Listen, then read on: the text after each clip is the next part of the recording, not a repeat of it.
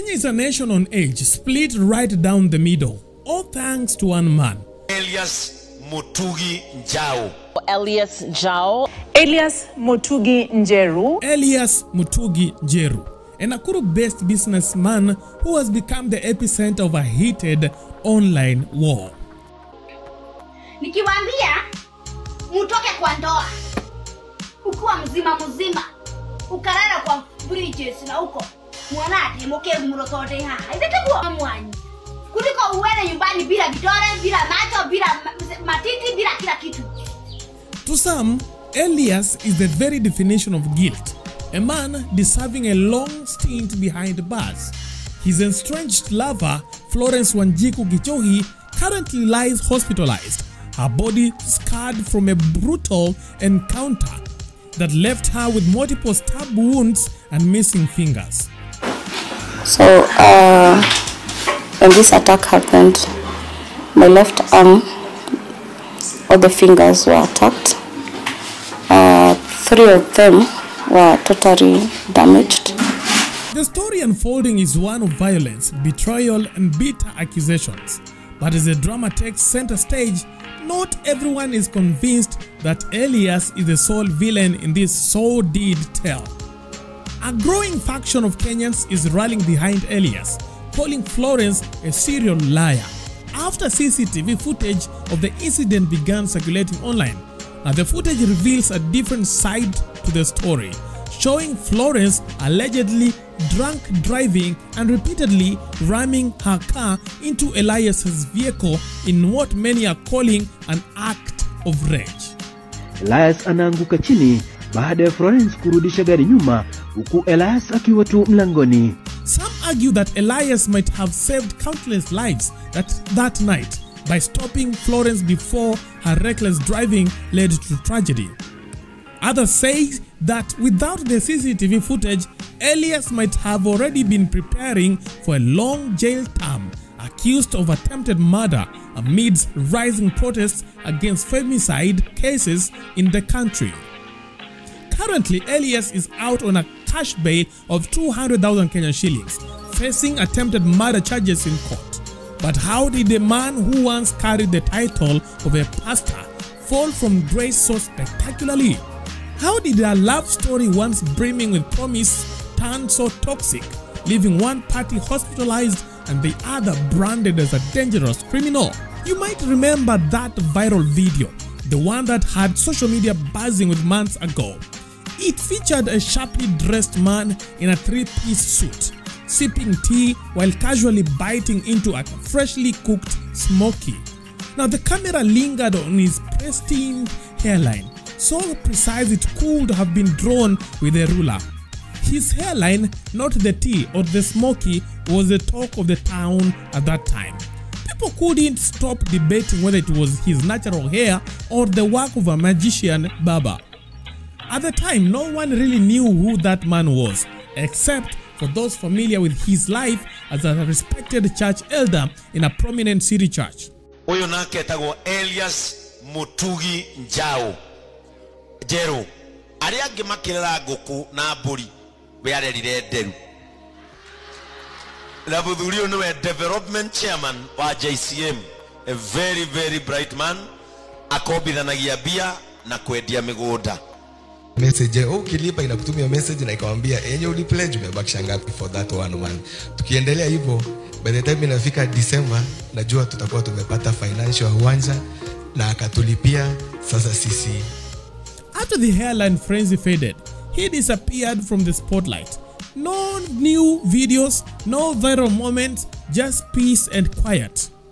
That was until November 21st, 2024. Out of the blues, his face was plastered all over the internet again. But this time, it wasn't for his style or grooming prowess. It was for something far darker. He was now a wanted man, fleeing from the law.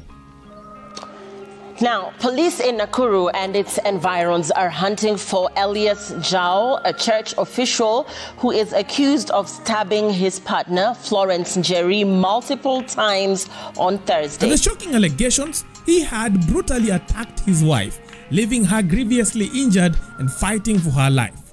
But the story was as grim as it was disturbing. Rumors went viral that the attack had been sparked by a confrontation.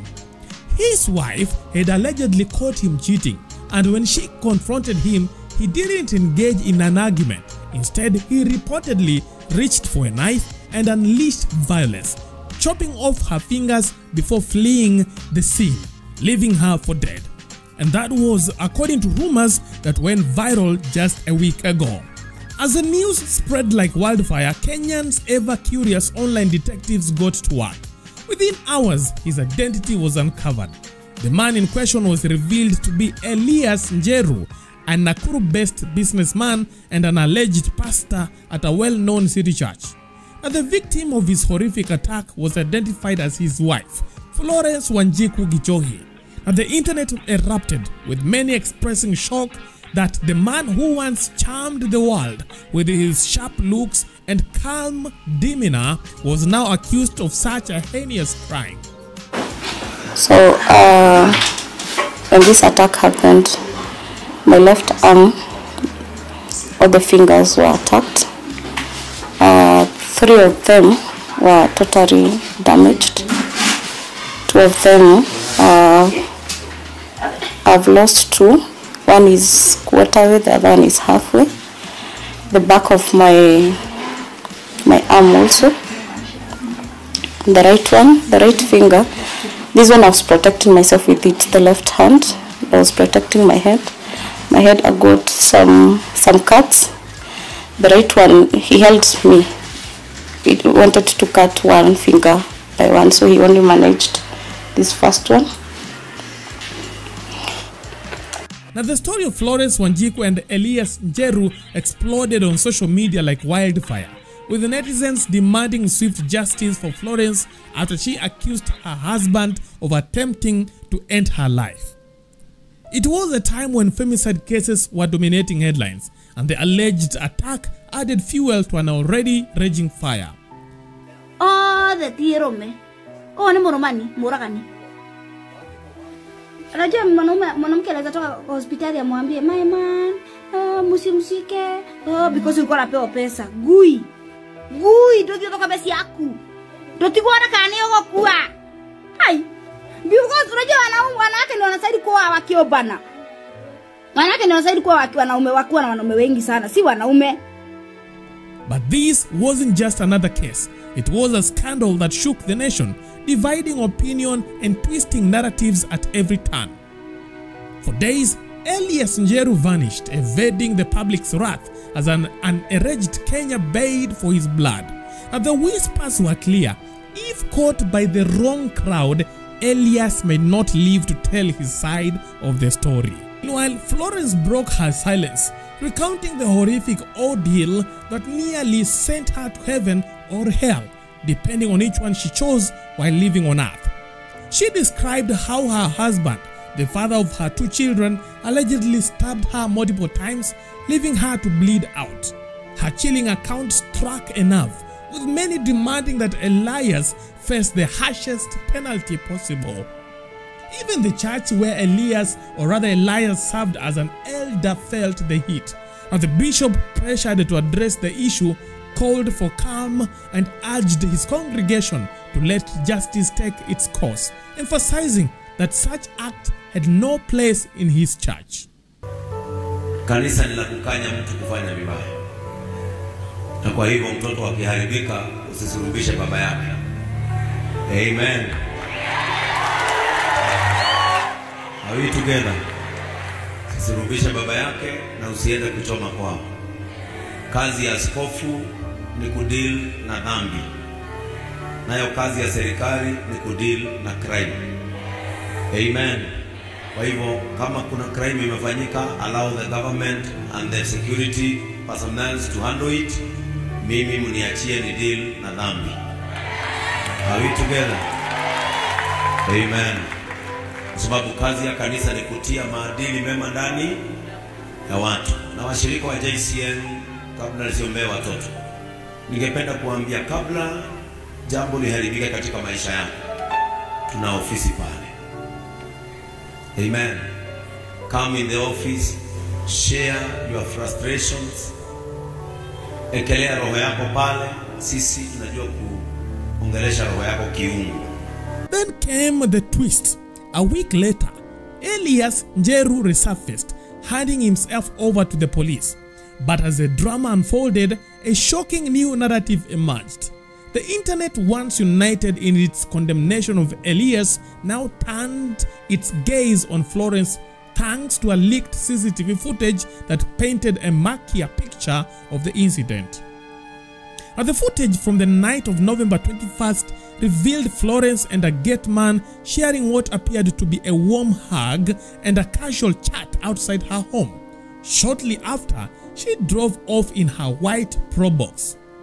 About 30 minutes later, Elias arrived speaking briefly with a watchman before Florence returned. In a stunning turn of events, the Probox, allegedly driven by Florence, was seen ramming into Elias's parked car multiple times before reversing at high speed. Elias rushed towards the Probox, seemingly attempting to stop it, and managed to halt the car. Now, what happened during these tense moments near the stopped Probox remains unclear, but soon after, Elias walked back to his vehicle. Now, reports following the footage suggested that this was when Elias allegedly stabbed Florence, leaving her with severe injuries, including chopped fingers. However, another narrative surfaced, claiming Elias was trying to prevent Florence, who was reportedly intoxicated, from driving and causing further harm. Now, the CCTV footage fueled speculations about Florence's intentions, with critics questioning her behavior, including her apparent closeness with the gate man. And the public was thrown into chaos. My people, Elias Njeru amekuwa released. I think they have looked the other side of the story. Wakapata the man is innocent. Ametoa cash bill ya 200k. Yeah, he is released.